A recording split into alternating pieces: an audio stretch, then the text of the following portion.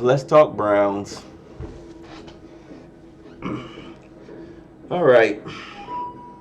I didn't do a review for the past two games. The Cincinnati game, there's no need to do a review for that. There's no need to do a review for the Ravens game. Outside of how crazy the Ravens game ended, what are you going to do? What are you going to say? It's just one of those things. I mean, I know I saw the pictures of the replays with the foot out of bounds and the offsides, but I mean, you also had the Rich Carlos field goal in uh, 87. Okay, so what are you going to do? They're not going to replay the game. So, and they're not going to award the team the win. The NFL just doesn't do that. Um, let's talk about the one of the real problems here, and that's Mike Pettin and the general manager. Now, I have to admit, as much as people are ripping Ray Farmer to shreds, I have to give him his credit on some of the free agent signings that he had and a couple of the draft picks. Not a lot. You have Batonio, Duke Johnson, Manziel, who looked to be a 3-year project. Uh, Justin Gilbert, he's a bust. He's a bust. I mean, come on now. He's not even a nickel. All right. Um, Pierre Desir with him. You know what? I'm thinking with Pierre Desir and probably with Justin Gilbert. I have to take it back. I'll take it back. I'm thinking it's scheme because the defensive scheme is garbage. I mean, anytime you have John Gruden, and I'm not saying he's a football guru. I mean, sure, he did help restore the Raiders for, a couple of years. And he did win the Super Bowl with Tony Dungy's Tampa Bay Buccaneers, but after that, they fell apart.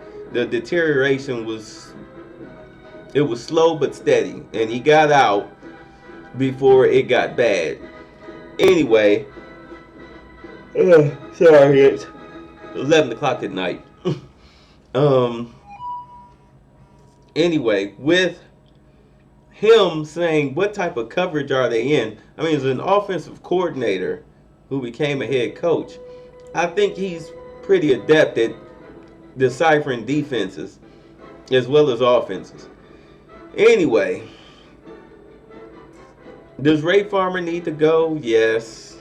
Yes, because just based on his philosophy on building a franchise where a wide receiver is not important, but yet every team that's out here winning is predicated on quarterback and wide receiver. And the funny thing is, like, well, people will say, well, what about New England? Excuse me, they have Gronk. They have Gronkowski, and they have a solid offensive scheme. And in all honesty, the Browns are running New England's offense. I don't know if anybody's caught that. The problem is they don't have the players. All right, the wide receivers are not up to par to what New England has. New England has a steady, solid, veteran wide receiver players, and the offense isn't predicated on them. Whereas here in Cleveland, although I'm in Columbus, here in Cleveland, the passing game is predicated on the wide receivers with Gary Barnidge getting 50% of those passes. Now,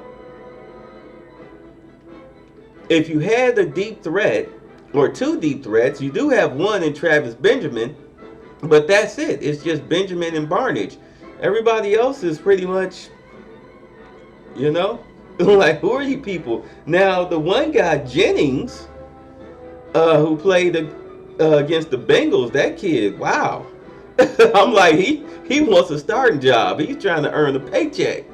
He made the most of his opportunity. I will give him that. But next year you'll have Josh Gordon back. Maybe you might be able to re-sign Travis Benjamin. You probably might have to overpay him. You're not going to have Alex Mack. He's going to be gone. A lot of the free agents that's coming up who are veterans on this team, they'll probably be gone, especially if, you know what? I think the only thing that will make them stay is a coach. It'll have to be a coach. Now, I was on the fence with Mike Pettin. I was thinking to myself, well, maybe if you fire the defensive coordinator and change the defensive scheme, make it more player friendly, so that way they don't have to think all the time. I mean, anytime you have Andy Dalton running in a quarterback sneak from 3 yards out where he's barely touched because the defensive players are busy standing around. Oh, he just missed that. I'm watching the Redskins Cowboys game. It's tied at 9 with 3-4. Oh, that was third down. It's 4th and 8 with 3:29 to play. They have to come off the field. Oh, Kirk Cousins, who I thought the Browns should have traded for. Anyway, back to Pettin. I was on the fence with him. I figured maybe if he made a change at defensive coordinator and got a scheme, or maybe changed the scheme to where it was more player friendly, user friendly, then maybe you would give him another year. I even thought about just giving him another year just to show some type of stability. Like, well, hey, okay, our defense sucked, our offensive line sucked. Well, this is what we'll do. We'll talk to Gary Moeller, see if we can bring him back. I mean, hell, you brought back Terrell Pryor, who was like, I'll never come back here. They're going to rue the day, and nobody signed him. But, hey, when your stomach is massaging your back, you kind of have to eat some crow there. Like with fava beans and a nice Chianti. um, Maybe you can get Moeller back. He can, help coach this offensive line back to its Pro Bowl status with some of the players, even though Mack will be gone. And maybe you can get the center who, as he was called, soft. Ooh, by, was it Marsh Lareth? They called him soft as a kitten. Ooh, that's harsh. I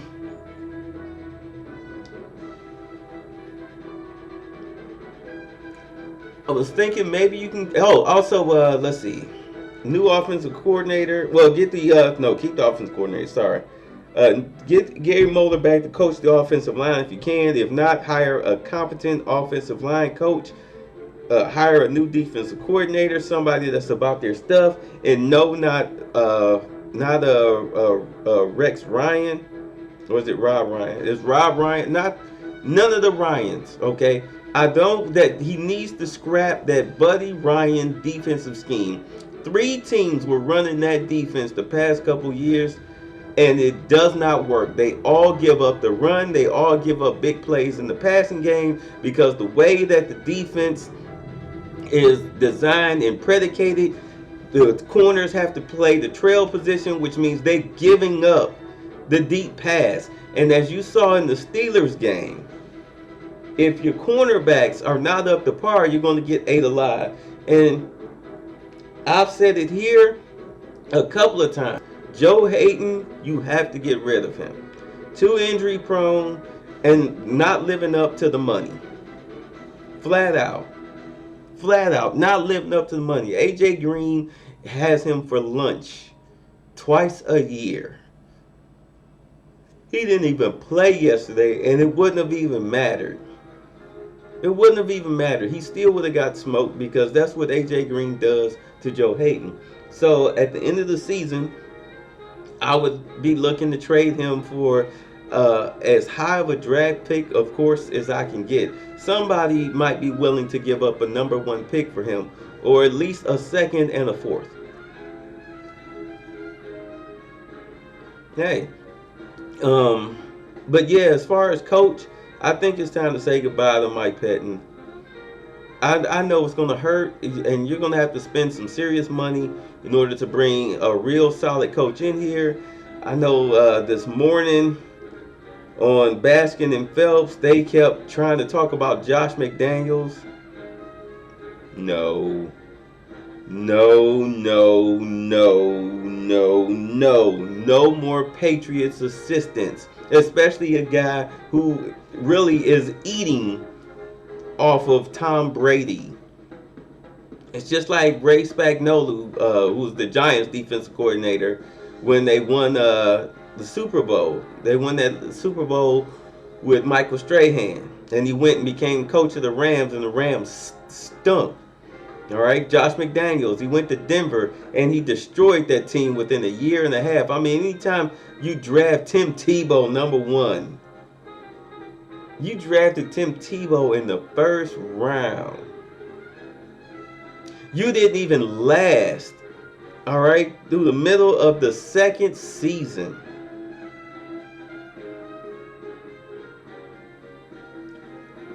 No, thank you. Excuse me, sorry. Again, it's late. As far as who would take Mike Pettine's place, there are a couple of coaches out there. Uh, uh, D'Antonio out at Michigan State. He would be a nice choice, but I was thinking more of Jim Tressel.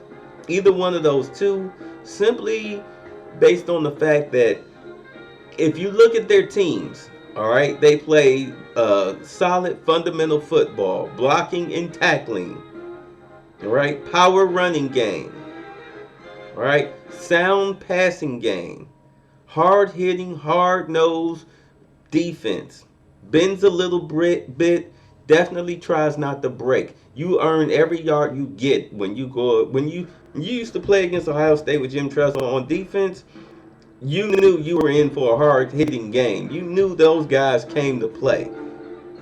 That's why people was called. I mean, there's a reason why there's the nickname out there called Tressel Ball, because Jim Tressel would take a 14 to 21 point lead on you in the first half, just overpower you in the first half, and then in the second half, he just pound the rock on you. Just pound the rock and kill the clock and say, hey, you have to throw the football in order to beat us, and my guys are ready to pin their ears back. Let's go. And he can recruit. I mean, anytime you have a guy who has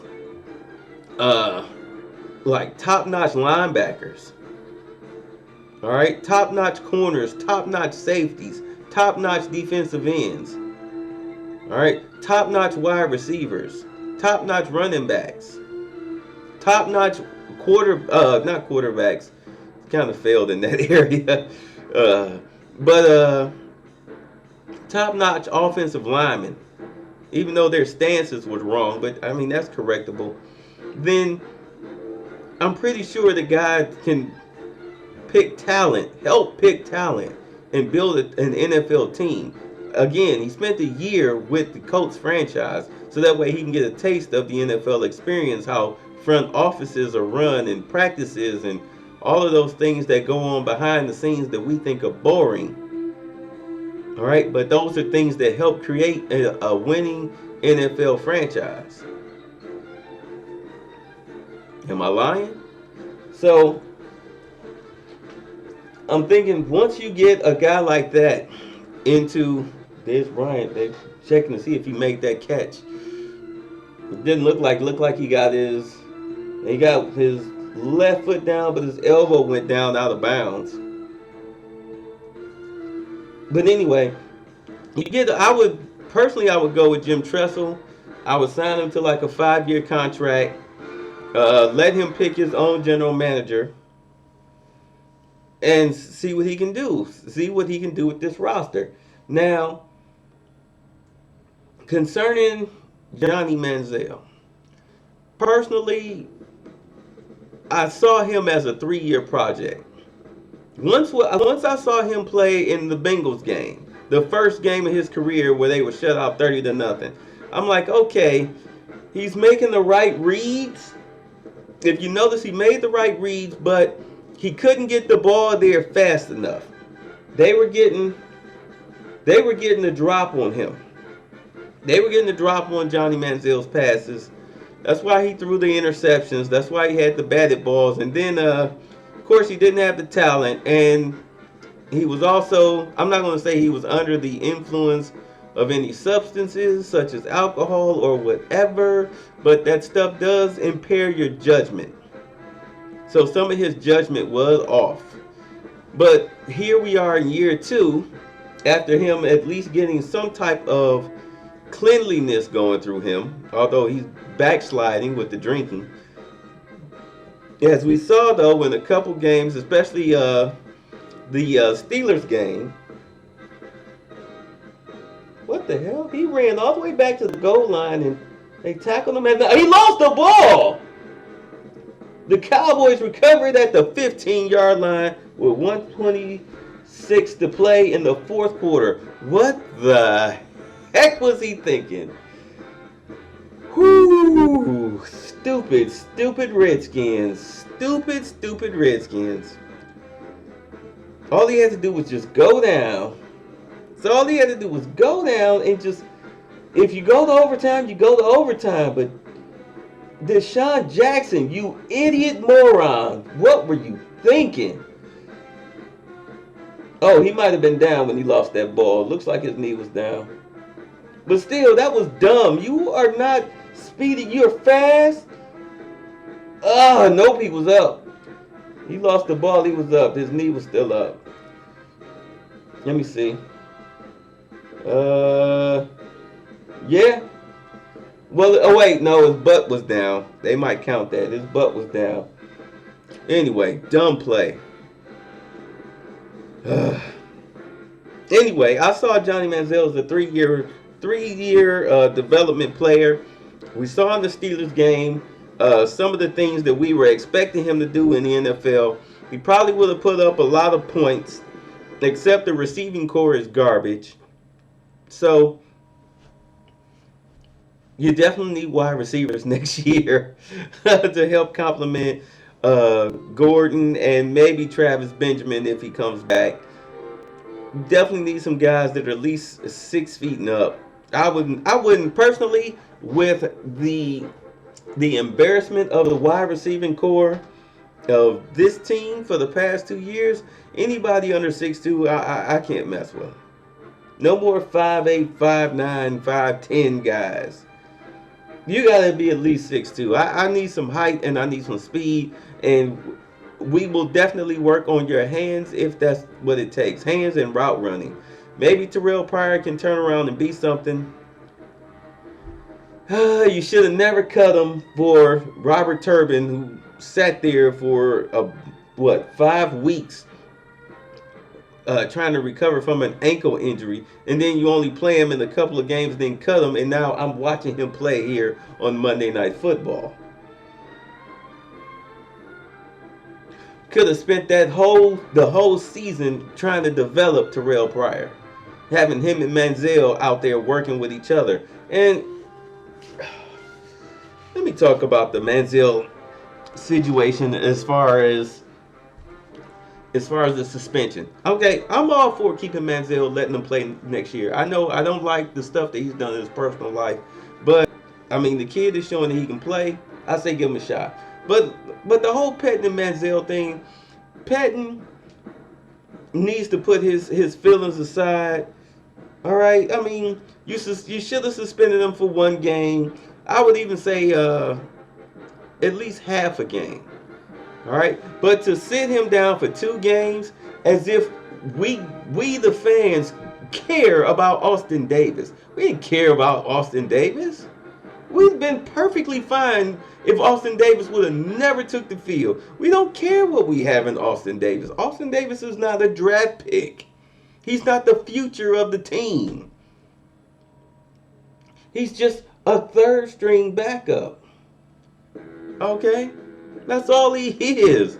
Let him stay that way. He might wind up being 2nd string, or he might wind up going to another team. Who knows? Who knows? It's going to be a new regime. Hopefully, it'll be a new regime. Hopefully, it'll be a smart regime. But anyway, you want to serve a 1-game suspension on the guy for lying? That's fine. Go ahead. Do that. But he should have started that game against the Bengals. That was atrocious. And at the very least, you should have put him in after halftime. You should have put him in at the start of the third quarter because that was incredibly embarrassing. There's no way, and absolutely no way, I would have let Austin Davis start that game, let alone finish it the way he did. Jeez.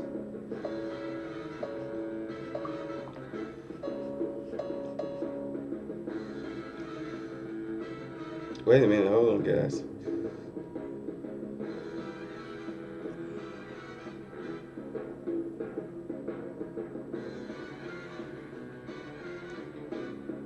Wow, okay. Wow, all these texts just came out of nowhere. Okay.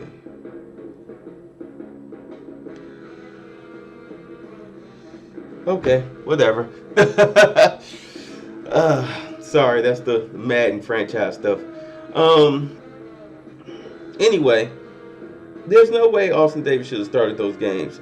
And if you want butts in the seats, if you want to at least get some type of ticket money for these last couple of games and not continue to be a laughing stock where you're giving somebody something else to talk about outside of the horrible coaching job that's going out there with no talent every Sunday, then and also evaluate your future star players, then all of the rookies and 1 and 2 year players need to be out there playing. Flat out. They need to be out there playing, and you just have to let touchdown Dallas with 1:16 to play. Why is the clock still? It's ticked to 1:14. Well, the Redskins got some big coming back to do. Anyway, you need to put those guys in there. Ibrahim Campbell. Well, not Gaines. Oh my God, that guy. He should have been cut. Should have been cut after the Steelers game. That was just embarrassing. I think there's the strip and the strip and the fumble recovery. I think that saved him, but he should have been cut.